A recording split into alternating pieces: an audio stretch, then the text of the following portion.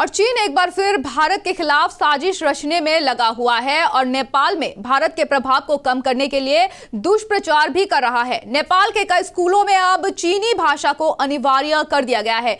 चीन नेपाल के school, NGO, media, social sector के साथ साथ पर्यटन के क्षेत्र में अपना प्रभाव बढ़ाने में लगा हुआ है। वहीं पर नेपाल में चीन के बढ़ते प्रभाव का अंदाजा आप इसी बात से लगा सकते हैं कि नेपाल के कई स्कूलों के पाठ्यक्रम में चीनी भाषा के कोर्स को अनिवार्य कर दिया गया है। चीन ने नेपाली मीडिया में भी अपना प्रभाव बढ़ाया है। नेपाली मीडिया में भी चीन ने अपना प्रभाव इस कदर बढ़ाया है कि नेपाल के कई अखबार, रेडियो स्टेशन में चीन की तारीफ वाले कार्यक्रम को प्रकाशित किया जाता है और प्रसारित किए जाते हैं। कई बार अपने प्रभाव का इस्तेमाल करके नेपाल मीडिया के जरिए भारत के खिलाफ दुष्प्रचार भी किया जाता है, जिसका उद्देश्य नेपाल में भारत के प्रभाव को कम करना होता है। नेपाल में खोले जा रहे हैं कई नए रेडियो स्टेशन। चीन की तरफ से ही नेपाल के बॉर्डर इलाकों की जो जमीन है उसकी हड़पने की रिपोर्ट भी मिल चुकी है। पहले ही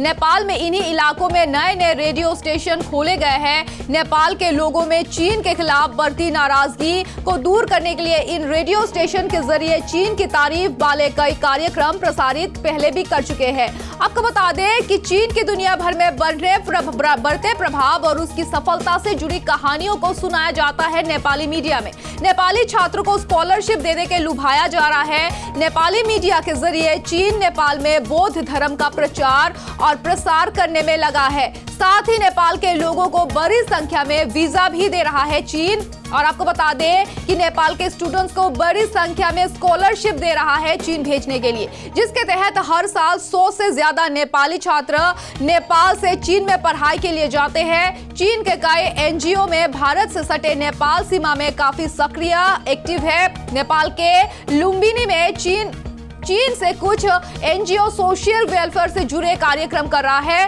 और कई बार एनजीओ के आड़ में चीन के जासूस भारत से जुड़े सीमावर्ती इलाकों में अपनी गतिविधियों को अंजाम भी देते हैं।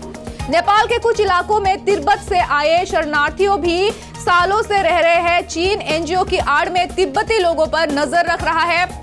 वहीं बड़ी संख्या में नेपाल घूमने आ रहे हैं चीनी टूरिस्ट। और आपको बता दें कि 2008 में नेपाल में जहां चीन ने 167 पर्यटक नेपाल घूमने आए थे, वहीं पर साल 2019 में यानी कि कोविड से पहले 1,69,000 चीनी पर्यटक नेपाल घूमने आए थे। बता दें बड़ी संख्या में चीनी पर्यटक आने की वजह से नेपाल के पोखरा और थारमोल जैसे कई इलाकों में चाइना टाउन बन गया है अब, जहां पर चीनी प्रभाव साफ तौर पर नजर आता है। नेपाल के दोलखा, गोरखा, धारचूला और हमला, सिंधुपाल चौक और शंकुवासभा और रसूबा जिले में चीन ने उसकी जमीन हड़प ली और नेपाल सरकार हाथ पर हाथ धरकर बैठी हुई है, क्योंकि नेपाल के साथ चीन की अच्छी दोस्ती मानी जाती है।